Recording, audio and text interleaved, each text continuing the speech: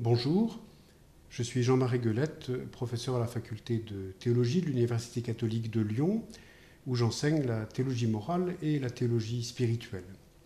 J'ai une formation interdisciplinaire puisque je suis titulaire d'un doctorat en médecine et d'un doctorat en théologie morale, et puis que je suis titulaire aussi de l'habilitation à diriger des recherches en histoire moderne. À l'université, je partage mon temps entre la faculté de théologie, où j'enseigne, et la direction du centre interdisciplinaire d'éthique, où nous menons des recherches en anthropologie et en éthique sur des questions autour de la santé.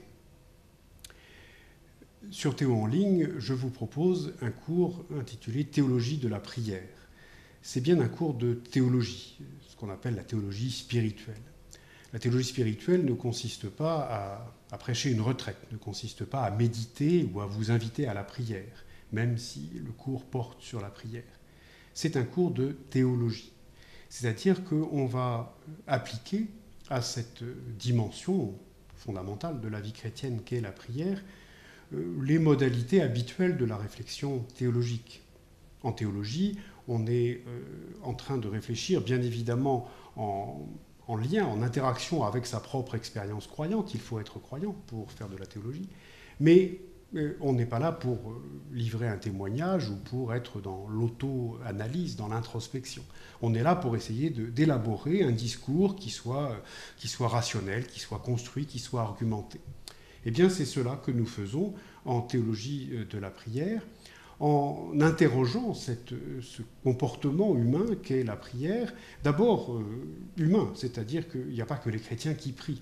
Et donc, si on cherche à définir la prière, il faut commencer par en chercher, avec les philosophes, une définition assez large, dire comment est-ce qu'on peut exprimer le fait qu'un être humain prie, qu'est-ce que c'est que prier ?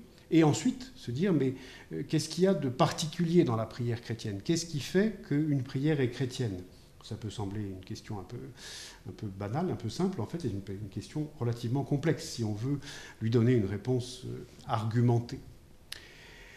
Ensuite, il nous faut aussi essayer d'affiner un petit peu la compréhension que nous avons de ce qu'est la prière chrétienne, quelles en sont les composantes, parce qu'on peut très vite remarquer que ce qui est complexe mais extrêmement intéressant, c'est que la prière chrétienne repose sur on pourrait dire sur des paradoxes, sur des binômes qui vont nécessairement ensemble.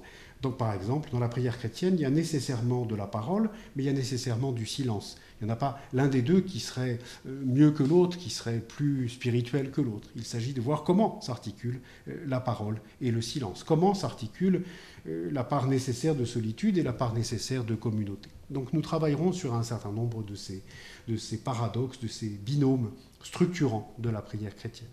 Bien sûr, nous nous poserons un peu la question de savoir à qui s'adresse la prière. Et là, ce sera vraiment le temps le plus proprement théologique au sens propre, c'est-à-dire la science de Dieu.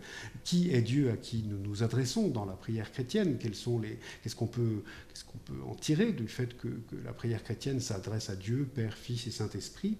Et puis nous n'oublierons pas que la prière chrétienne est un acte, un comportement humain, et que de ce fait, elle peut être soumise, comme n'importe quel acte, au discernement éthique. Il y a des conséquences éthiques à la prière, il y a des articulations assez complexes, là aussi, à dénouer, à mettre en clarté, entre la manière de vivre et la manière de prier, mais on peut tenter de chercher une certaine cohérence entre les deux, mais à quelles conditions, comment ? Et puis, il y a même une éthique de la prière. Est-ce que, par exemple, sous prétexte qu'on est en train de prier, on pourrait dire tous les coups sont permis ? Est-ce qu'on peut demander à Dieu de forcer la conscience de quelqu'un d'autre ? Non, bien sûr. Donc, vous voyez, une très grande diversité de questions qui nous permettront de faire le tour, si on peut dire, non pas de faire le tour au sens où on aurait bouclé le dossier, parce que c'est un sujet inépuisable, mais au moins de tourner autour de ce sujet très, très central et très complexe de la prière. C'est assez rare, on pourrait dire, en théologie, qu'on consacre tant de temps à la prière. Vous verrez que la bibliographie, paradoxalement, est plus philosophique que théologique sur ce point. Vous serez accompagné par un tuteur qui, chaque semaine, vous aidera à avancer dans vos propres élaborations, en réponse à des questions, dans la lecture de textes qui vous seront proposés. Et puis, à la fin du semestre, vous aurez un examen qui se passera soit par oral avec moi, si vous pouvez vous rendre à Lyon, soit sur Internet, et qui vous permettra d'élaborer votre propre synthèse à l'issue de ce semestre. Je serai très heureux de vous accueillir dans ce cours.